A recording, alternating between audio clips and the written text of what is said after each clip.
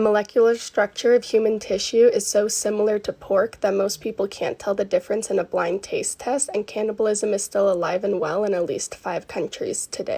And when I say theoretically, I mean people have actually dumped bodies in the pig pens and it was gone the next day. I grew up not eating pork because my very non-Muslim grandmother doesn't eat pork. And because, I ate what she cooked and she didn't cook pork, I didn't eat pork.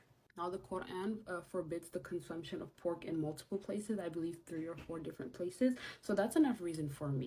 But my grandmother's reason is far from religious, even though I'm pretty sure the Bible also says not to eat pork. So this happened a long time ago before I was born, obviously, when my grandmother goes to a party and she's feeling us to poop. So she tells the hostess, like, hey, I need to do number 2. And the hostess takes her to the backyard and shows her the pig pen. And she's like, oh, you can do your business in there. And so she's obviously very confused because it's like, where's the toilet? So the host explains to her, like, the pigs are at the bottom and it's an elevated surface where you are basically to climb up, do your business, and then the pigs are going to eat that. It's worth mentioning that this story does take place in Cameroon. I'm pretty sure that your pigs that are being born and bred in the US and Asia and UK are not being fed human feces, but that's just my grandmother's story. She does not proceed, but she leaves that party with a permanent hate for pig, pork, and anything associated with pork meat. Nowadays, there's all this research that goes into the consumption of pork and why it's not really good for you, and like the warmth that pork meat has, no matter how much you cook it, and how it affects the brain, the heart, the livers, and literally any organ that it gets into.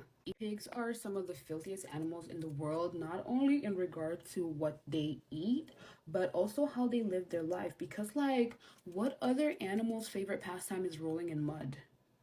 Pigs are also known for eating their own poop and their children. When I was looking into Islam, even though I wasn't a frequent pork eater, eventually as an adult I did eat bacon.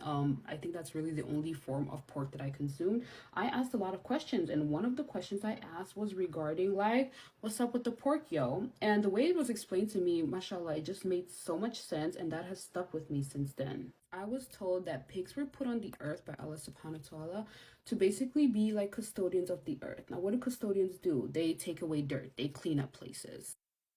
And again, this is how God created them, and He created them this way for a reason. Pigs have very simple digestive systems, and they can digest pretty much anything, including things like metal. In a practical example with like pollution, let's say plastics and metals and glasses and stuff, if you swallow a piece of plastic, in 2 days or so, you're going to poop out that piece of plastic. Or if you accidentally swallow a safety pin, it's probably going to be mixed up in the poop, but you're going to poop out that safety pin in. But a pig will digest that safety pin and it's going to come out only poop, no metal. Golf courses have utilized pigs as pest control because they are able to eat, digest, and compartmentalize poisons from poisonous snakes. Pigs' bodies do not have a filtration process, so all the toxins from rotten foods and indigestible materials like metals and plastics are stored in the pig's fat. And this is where the saying, "you are what you eat," comes into play.